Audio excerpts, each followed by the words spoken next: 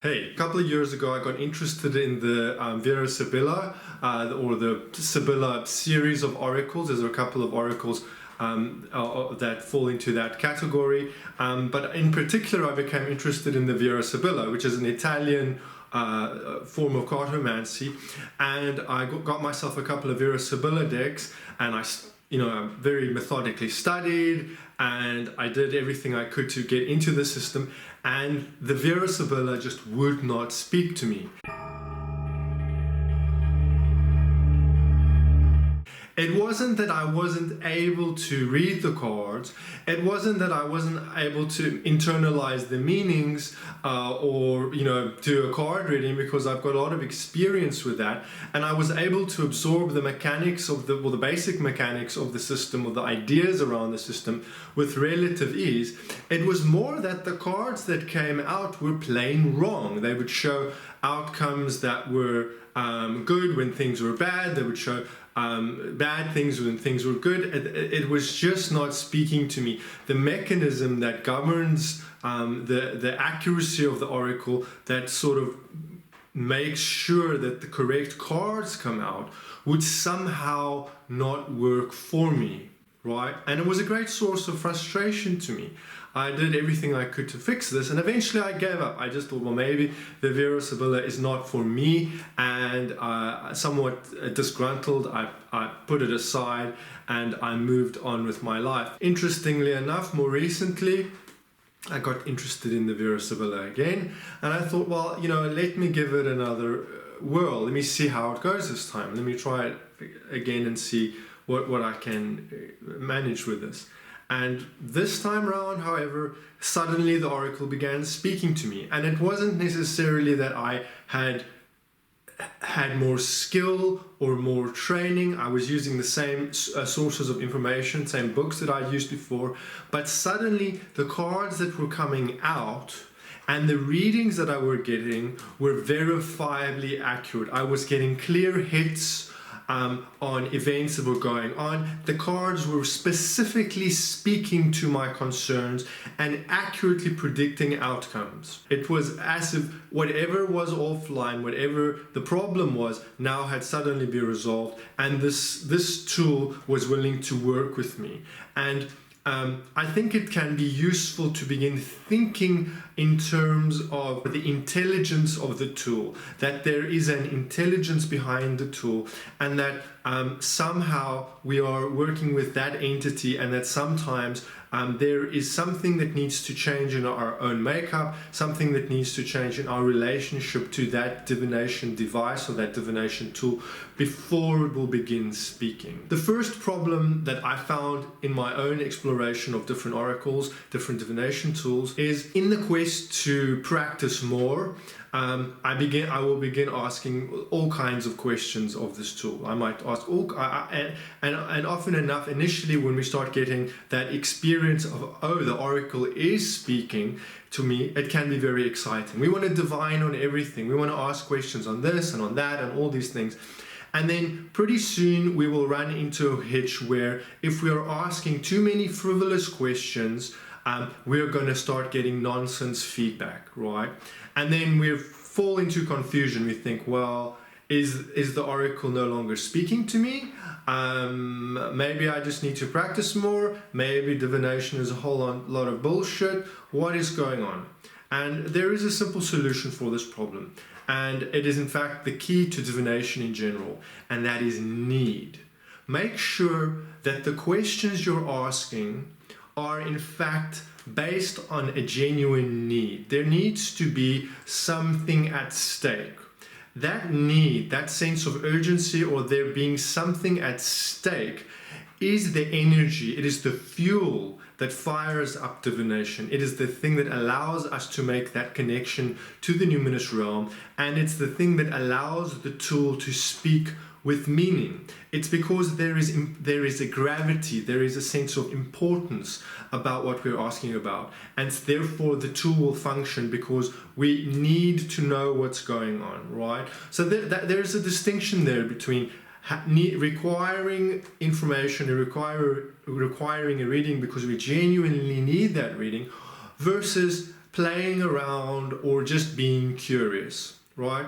And this is substantiated by other traditional systems such as horary astrology or geomancy, and of course traditional tarot readers and so on will say this to also, and traditional readers in other systems in traditional Chinese divination with I Ching, for example, or in African forms of divination. It is emphasized that you won't come to an oracle frivolously. You need to have some question of importance to pose to the oracle. But it's still, we're in an awkward position because we want to learn, we want to practice, right? So we're asking lots of questions in an effort to practice, and sometimes we will even be encouraged to do this, right? And I find doing frivolous readings is going to give us frivolous answers and will actually do more harm to your practicing the tool than good. So what do you do? Because now you want to practice with this tool, but you are not quite confident yet, so you don't want to rely on it heavily. So for example, if you're a professional reader, you're not going to drag this new tool into your readings just yet, because you might be getting getting it all wrong, and you're going to cause a lot of trouble for your client or for yourself, right? So what do you do? So something that I like to do myself is I will use this alongside a tool that I do trust. So for example, I read with geomancy, which I'm very proficient in. I'm a proficient tarot reader and Lenormand reader. I know these systems well. I trust the answers I get with them, and I'm able to troubleshoot well enough to know when I'm on the money and when I'm off the money with those tools. So what I like to do is I like to take the oracle, the new tool, like in this case, say the Vera Sibilla that I'm practicing with. I will not in a client reading, of course, but in a personal reading for myself. I'll first make sure that the question I ask is something that is important to me. It's something that I care about. It's something where I have a stake in the outcome that's going to make sure that fuel is there to power the energy to give us the energy in the reading that's going to make sure that the oracle will speak, right? And then I will read with the practice tool. So if it's a new oracle, I'll read with that. I'll note I'll do my reading, I'll write it in my journal, and so on.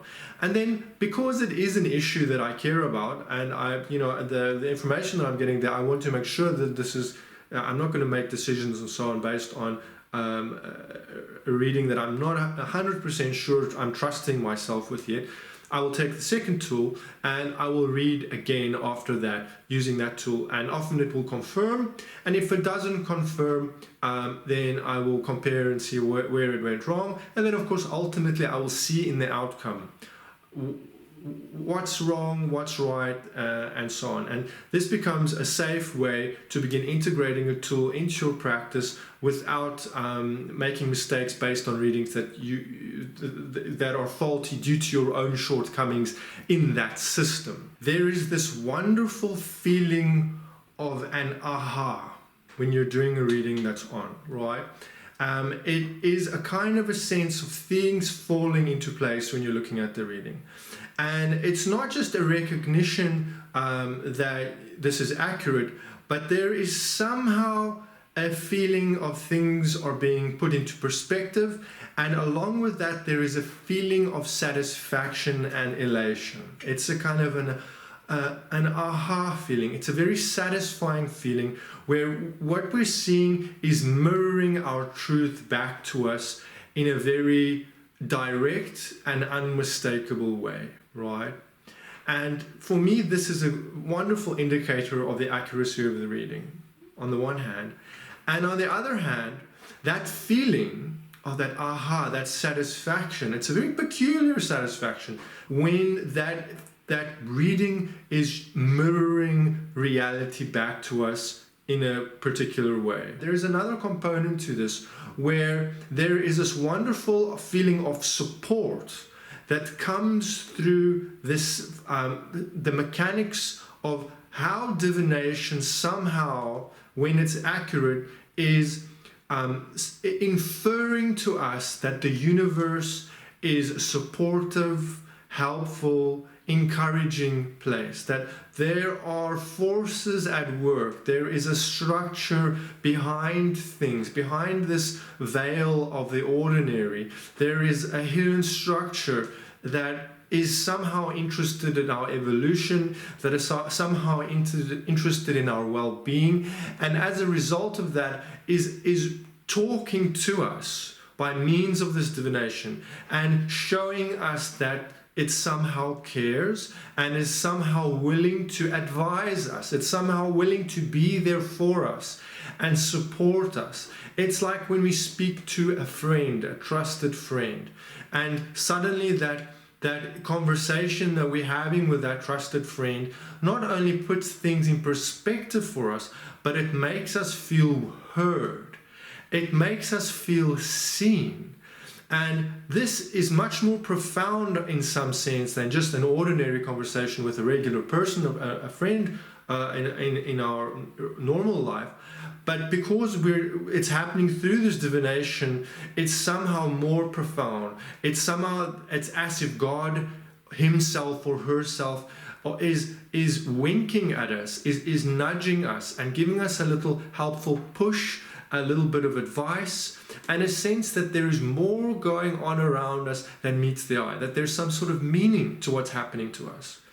And that feeling is very pleasant. It's a wonderful feeling of being supported, and it's healing. And on the one hand, we definitely want that, and on the other hand, that feeling can become quite addictive. And you will find this often with clients also who will, if a client comes to you, if you're a professional reader, and they have a reading that it was very meaningful and powerful for them, you might find that the client has the tendency to want to book another reading too soon. They want to speak to you again the next week or within the next couple of days, and even they don't really need another reading just yet. But what they're after, if you pay attention, is that feeling. They want that feeling of aha. They want that supportive feeling that comes from the healing experience of divination. And as diviners working professionally with clients, it's our responsibility to notice that, to honor it because it's a valid thing, but also to put a boundary there and say, listen, maybe you don't need a reading just yet. You know what's been expressed has been enough. And and then allow that reading, give that reading some time to integrate before giving them another reading. And of course, this applies to yourself as well. When you're practicing, when you're reading for yourself, even though you're getting that aha, even though the oracle is speaking to you, and the implications of that is mind-blowing and exciting and thrilling, and the feeling of support, the feeling of communion with the hidden structure of the universe, and the sense of love really that implies, somehow can compel you to begin reading in an obsessive way for yourself, where you want to just throw cards again and again and again and again and again to get that feeling again. I know I've been guilty of that, and maybe you've experienced that. And of course, the thing there is to apply some self-discipline to recognize that tendency, and to realize that chasing after that feeling, no matter how wonderful, it does not constitute a genuine need necessarily for the reading for the question that you're asking. So to make sure that even if you're practicing, that the question that you're asking is based on some genuine need, and that there is something at stake other than wanting that support and validation alone, as great as that may be. I trust you found that helpful. Remember to subscribe if you haven't done so already. Leave your comments. Have you experienced this? Have you had this sense that the oracle just won't speak to you, or an oracle, a tool, a form of divination refuses to interact with you, or refuses to give you accurate answers, and then later somehow begins working again? Have you experienced this feeling of aha and gotten addicted to it, kind of wanting that nurturing sensation, that sense of speaking to the cosmic friend? If so, leave your comments down below. I'd love to hear all about it.